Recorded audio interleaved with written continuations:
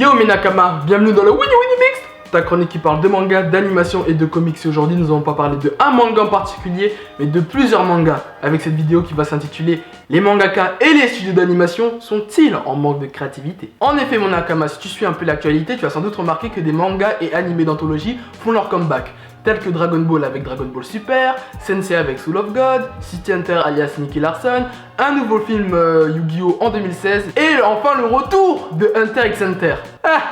Je rigole! Ces événements ont suscité plusieurs avis entre les jeunes fanatiques et les puristes hardcore. D'un côté t'as les puristes hardcore qui disent non mais c'est un scandale d'utiliser de telles œuvres juste pour faire de la monnaie.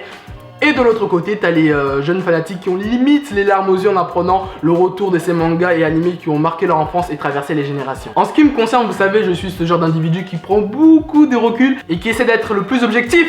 Et dans cette histoire, j'ai remarqué qu'il y a des points positifs et négatifs. Le point positif est que quand tu apprends que des œuvres d'anthologie qui ont marqué une période de ta vie reviennent pour notre plus grand bonheur à tous, je ne te cache pas que t'as ce genre de réaction. Akira Toriyama annonce le retour de Dragon Ball sur grand écran. Aïbo Hamada, tu as pas dit que tu reprenais les cours à 15h?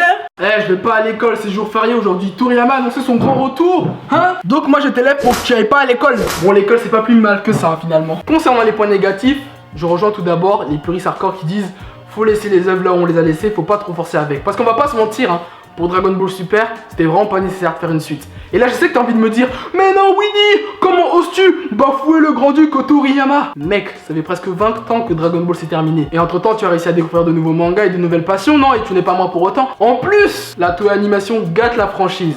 Ils font une animation dégueulasse et les internautes prennent un malin plaisir à se moquer de Dragon Ball sur les réseaux sociaux. Vraiment ça me fait mal au cœur. Après, faut savoir que les employés japonais sont toujours sous pression de finir le travail sur un laps de temps. Ils sont mal payés, mal traités. Quitte à faire du travail fast-food, ils doivent finir dans les temps le travail qu'on leur a donné. Après, faut savoir que les animations dégueulasses, ça ne date pas d'aujourd'hui, hein.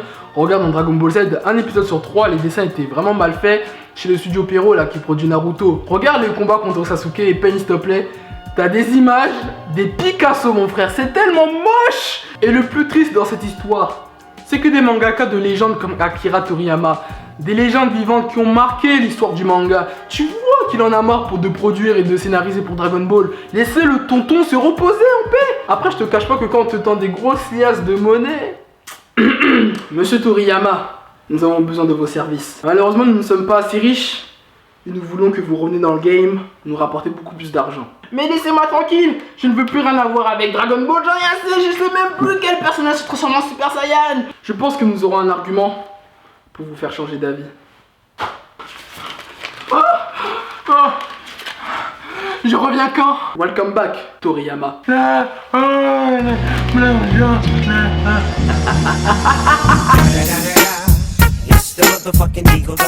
Un autre point négatif à noter, c'est que le retour de ces mangas et animés d'anthologie vont faire de l'ombre aux nouveaux mangas et animés de la nouvelle génération.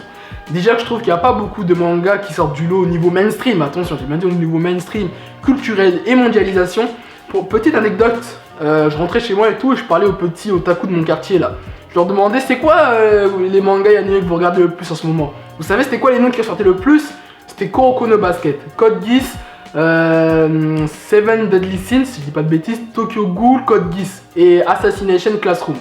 Et l'attaque des titans aussi. Des bons mangas, c'est pas là la question. Mais ce sont des mangas connus que pour un public otaku.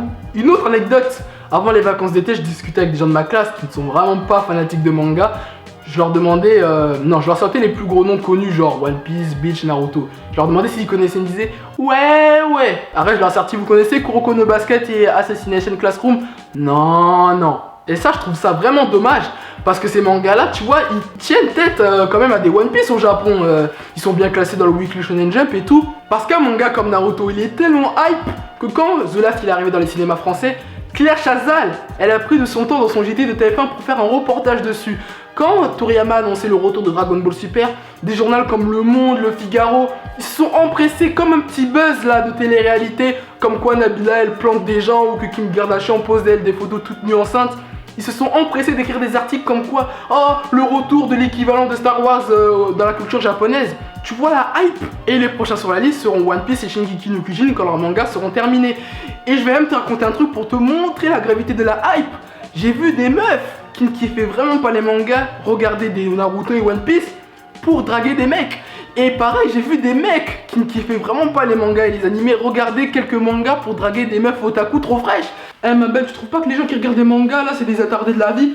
Non, tu trouves pas? Ah mais archi pas quoi, je trouve que c'est trop fascinant et sexy un mec qui regarde des mangas et des animés. Ah mais moi aussi je kiffe trop les mangas. Oh, Kagebushin, tout ça. Tu me passes ton 06, on ira à la Japan Expo ensemble. Really, nigga? Concernant les studios d'animation tels que Pierrot qui produit, je vous rappelle, Naruto et Naruto Shippuden. Pourquoi vous continuez à faire des hors-séries sur Naruto Shippuden or que le manga s'est terminé il y a quelques mois? Naruto Gaiden a été publié, des longs métrages sont sortis au cinéma. Pourquoi vous ne faites pas des pauses comme Bleach, Beelzebub et Tokyo Ghoul? Parce que vous savez que Naruto est une grosse écurie industrielle et que vous avez besoin de Naruto pour faire de la moula et que vous n'avez pas d'autres mangas et d'animés pour assurer vos arrières. Moi c'est pour ça que j'aime bien des studios d'animation tels que Madhouse qui ont produit, je vous rappelle, des mangas comme Hajime no Ippo, Hunter x Hunter, Death Note, les Marvel version manga, Iron Man, X-Men, Wolverine et qui vont produire à la rentrée One Punch Man. Tu vois, eux au moins leur série toujours de la bonne qualité graphique, les OST font saigner les tympans et ils ne font pas de hors-série. Et aussi autre chose, je trouve que les scénarios des mangaka tournent vraiment en rond. Dans les shonen c'est toujours la même chose,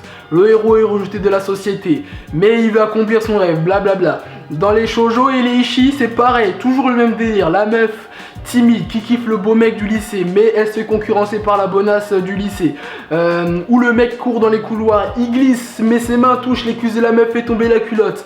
Oh là là là, que c'est cliché, innové bon sang. Par exemple, je n'ai jamais vu de manga ou d'animé où la meuf par exemple kiffe le gangster ou le mafieux du lycée, où des personnages, les protagonistes du manga sont des gros fêtards et vont en boîte de nuit fumer la chicha, tu vois. Et là je sais que t'as envie de me dire, mais qu'est-ce que tu racontes Winnie? Tu es possédé.